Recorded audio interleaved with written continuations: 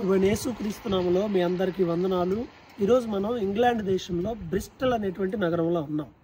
Bristol అంటే మనకి బాగా గుర్తొచ్చేది ఏంటంటే చారిటీ వర్క్కి ఇది ఎంతో పేరు ప్రసిద్ధి కలిగినటువంటి పట్టణం. ఈ బ్రిస్టల్ నగరంలోనే ఒక గొప్ప విశ్వాస వీరుడు ఉన్నాడు. ఆయన పేరు జార్జ్ ముల్లర్. ఆయన పుస్తకాన్ని చదువుతుంటే ఆయన విశ్వాసానికి ఎవరైనా ఆశ్చర్యపోవాల్సిందే. రేపు ఉదయానికి ఫుడ్ ఉంటుందో లేదో తెలియని సమయంలో కూడా ప్రభు సన్నిధిలో పిల్లల్ని విశ్వాసంతో ప్రార్థించమని ఆయన చెప్పేవారు. ప్రస్తుతం మనం జార్జ్ ముల్లర్ గారు ఎక్కడైతే ఆ పరిచర్యని ప్రారంభించారో అక్కడ ఉన్నాం. ఇప్పుడు మనం చూస్తున్న బిల్డింగ్ ఇదే. దాదాపు 10,000 మంది అనాథ పిల్లలకు ఆ రోజు ఎవరిని చెయ్యి చాపకుండా పోషించినటువంటి స్థలం. ఇక్కడ మనం దీని వెనకున్న ప్రభువును చూడాలి. ముల్లర్ గారి జీవితం నుండి విశ్వాస పాఠాలను నేర్చుకోవాలి. లోపలికి వెళ్ళి చూద్దాం పదండి. వందనాలు. ఈరోజు మనం జార్జ్ ముల్లర్ గారు పరిచర్య చేసిన స్థలంలో ఉన్నాం.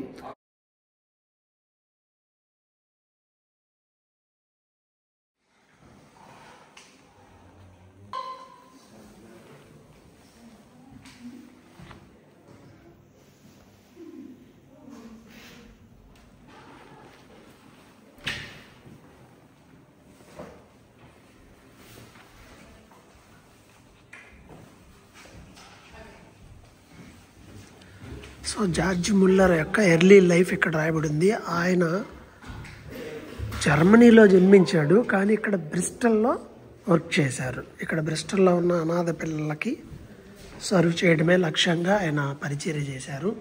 ఈయన జార్జ్ ముల్లర్ గారి మంచి స్నేహితుడు హెన్రీ క్రాయ్ గారు ఈ పరిచర్యలో ఆయనకి ఎంతో సహాయపడ్డారు.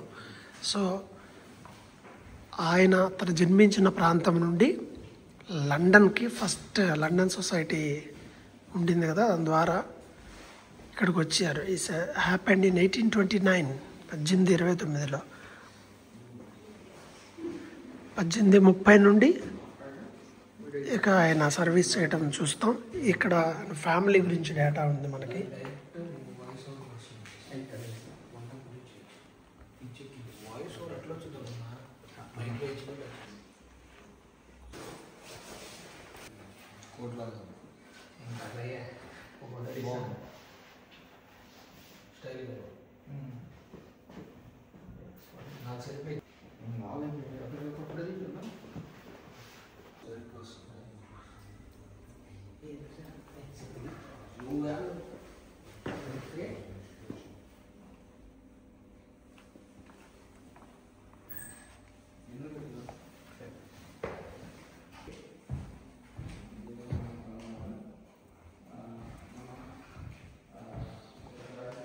జార్జ్ ముల్లర్ గారి బైబిల్ అది.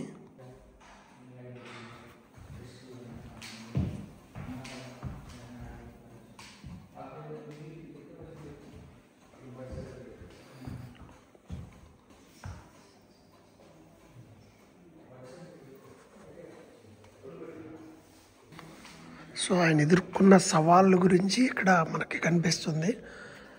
ఆర్ఫన్స్ని ఆయన గ్యాదర్ చేశారు. వాళ్ళందరికీ చాలా అంటే చాలా హెల్ప్ చేశారు. వాళ్ళకి ఫుడ్ ఇవ్వడం కానీ, వాళ్ళకి ఎడ్యుకేషన్ ఇవ్వడం కానీ, వాళ్ళకి అవసరమైన మెడిసిన్ కానీ, ఇలాంటివన్నీ ఆయన చేశాడు. ఇవన్నీ ముల్లర్ గారు ఆ టైంలో యూజ్ చేసినవి.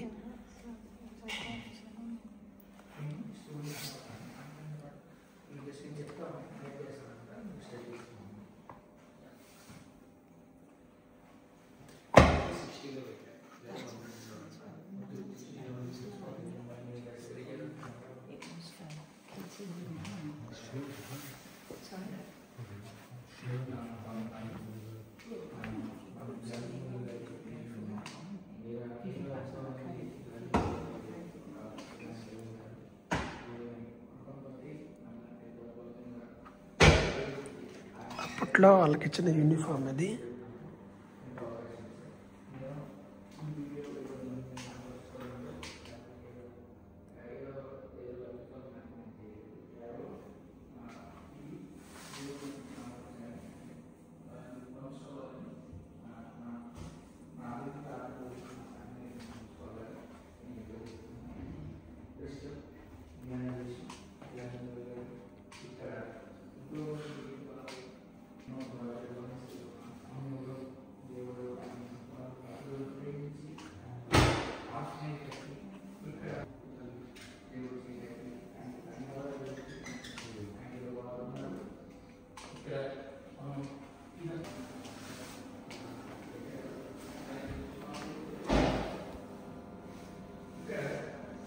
1836లో జన్మించిన ఆయన 1936లో ప్రభు పిలుపుని అందుకున్నారు.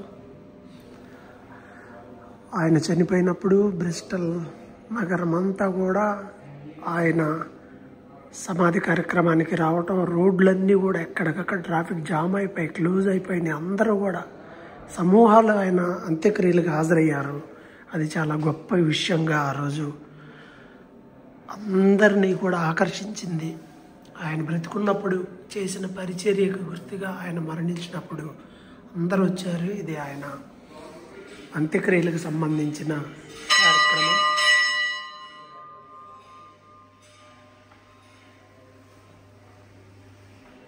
ఇక్కడ దాదాపు 10,000 మంది పిల్లల్ని ఆయన పోషించారు. ఆయన దాదాపు 2 లక్షల మైళ్ళు ప్రయాణం చేశాడు. 3 మిలియన్ పీపుల్తో మాట్లాడాడు. అంటే మిలియన్ అంటే 10 లక్షలు, 30 లక్షల మందితో మాట్లాడి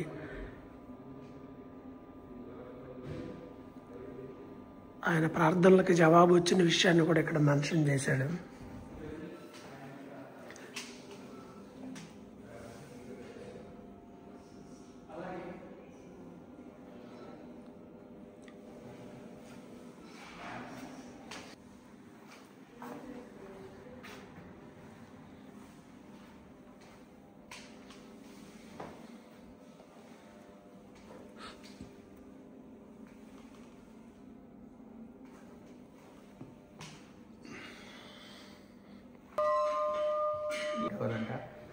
Who is Muller? How he served in this place? What is the result of his service? Okay, so he came from Germany to England as a pastor, and then he was first serving in Devon, and then decided to move to Bristol to help orphans, because there were a lot of diseases and things that meant that people were dying, and there were a lot of orphans in Bristol. And then he decided to raise money. Well, no, he decided to build these homes, but he never raised money. He just prayed, and then people gave to what he was doing. So he built this one, this building over there, and then there's one across the road and 2 behind us. That's about 5 really big buildings. And when they were all built, there were about 2,000 children who could be all housed there. So in his life, he cared for about 10,000 children. And then after he died, there were another 7,500 children that came through the homes. And that carried on up until the 60s, 70s. But then at that point, it wasn't an orphanage anymore. There was children in smaller homes with a couple of adults taking care of them. And yeah, he never raised money, so he traveled the world to preach and talk to people, and that's how people knew about what he was doing, and that's how people were actually giving money to what he was doing. And the result was 17,000 children who were helped. Girls and boys were educated the same, and then a lot of children, when they left, would have gone to positions of work or apprenticeship. So when they left the orphan homes, they had a job that they could do. And the point was that then they would be lifted out of poverty. So instead of going back to poverty, where they often came from, they actually had the opportunity to have a job, make a life, and have a better life, basically. Yeah. So is there any continuation of his work still now, or is it... In England, you mean? A lot of people don't know who he is, even in Bristol, which is really interesting, because when he died in Bristol, the whole city stopped, because there was a big funeral, everyone came to his funeral. And we still have roads that have his name, but a lot of people don't actually know who he was. And that's quite interesting, because he should really be known, because he did such good work for Bristol. But yeah, a lot of people don't know him. But that is changing, because in schools, when children study history, now they have to study local figures.